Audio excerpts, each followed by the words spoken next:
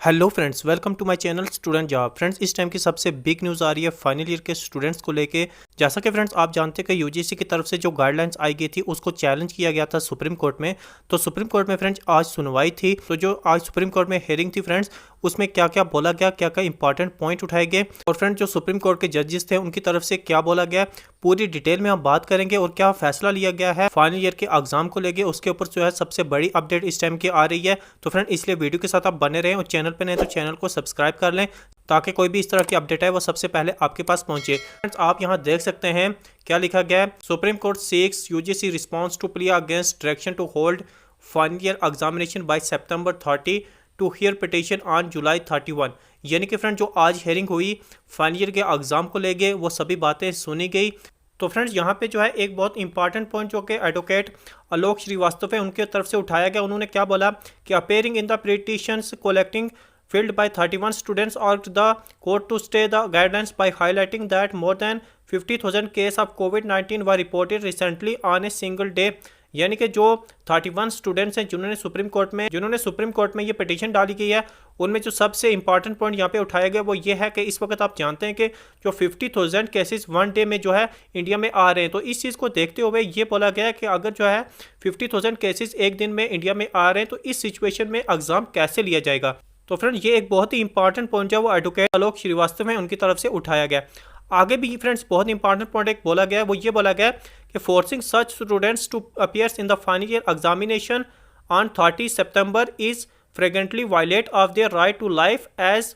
यानी कि फ्रेंड्स आप ये जानते हैं कि अगर किसी स्टूडेंट्स को आप फोर्स करते हैं इस सिचुएशन में कि आप जो फाइनल ईयर के एग्जाम देंगे तो ये जो है आर्टिकल 21 का वायलेट करता है। तो ये भी एक फ्रेंड्स बहुत ही इंपॉर्टेंट पॉइंट है यहाँ पे उठाया गया है। तो इस तरह से फ्रेंड नीचे भी बहुत ज़्यादा इंपॉर्टेंट पॉइंट उठाए गए हैं। आप देख सकते हैं नेक्स्ट फ्रेंड यहाँ पे क्या लिखा गया पूरी डिटेल में हम इनके ऊपर भी आप बात करने वाले हैं। आप देख सकते हैं पहले पॉइंट में क्या बोला गया, The decision to conduct final year examination was taken by the respondents in an arbitrary and without consulting other stakeholders like doctors, teachers, students, universities and colleges etc. and thus the entire genesis of the said decision। Friends तो मैं आपको यहाँ पे जो है वो detail में जो है बता देता हूँ कि इस पहले पॉइंट में ये बोला गया जो फाइनल ईयर के एग्जाम को लेके जो डिसीजन लिया गया, ना ही किसी टीचर से पूछा गया, ना ही किसी स्टूडेंट से और ना ही किसी यूनिवर्सिटी से कुछ भी नहीं पूछा गया। सिर्फ जो है यूजीसी ने अपने ही मर्जी से जो है ये यूजीसी की जो गाइडलाइंस है फाइनल ईयर के एग्जाम को लेके वो लाई है। तो ये सबसे इंपॉर्टेंट पॉइंट है वो पहला पॉइंट जो कि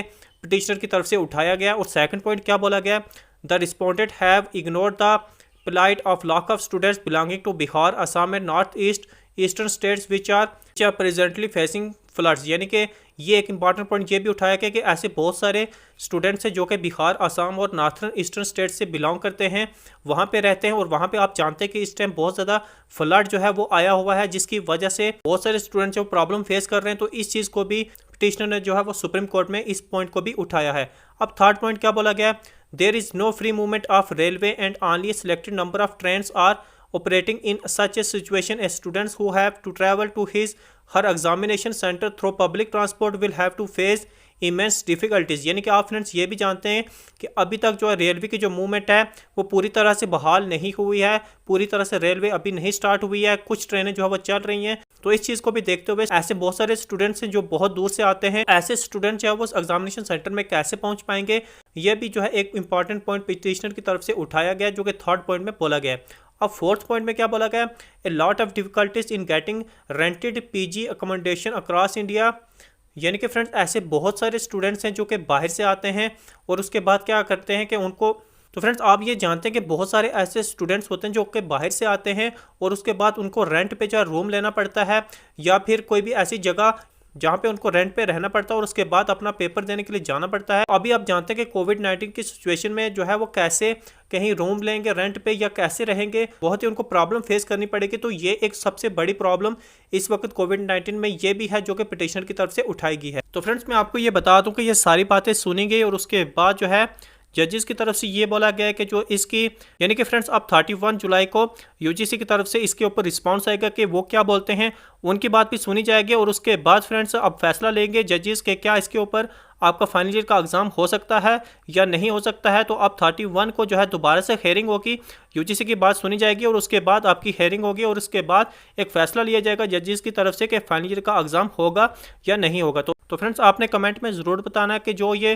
पॉइंट्स जो वो उठाए गए कैसे पॉइंट्स आपको लगे, और उसके बाद जितना हो सके वीडियो को शेयर करें ताकि हर एक स्टूडेंट्स को ये पता चले कि जो हेयरिंग हुई है फाइनल ईयर के एग्जाम को लेके उसके बीच क्या क्या बोला गया, क्या क्या पॉइंट उठाए गए हैं। तो फ्रेंड्स आप मिलते हैं नेक्स्ट वीडियो में एक न्यू अपडेट के साथ, तब तक के लिए बाय, टेक केयर।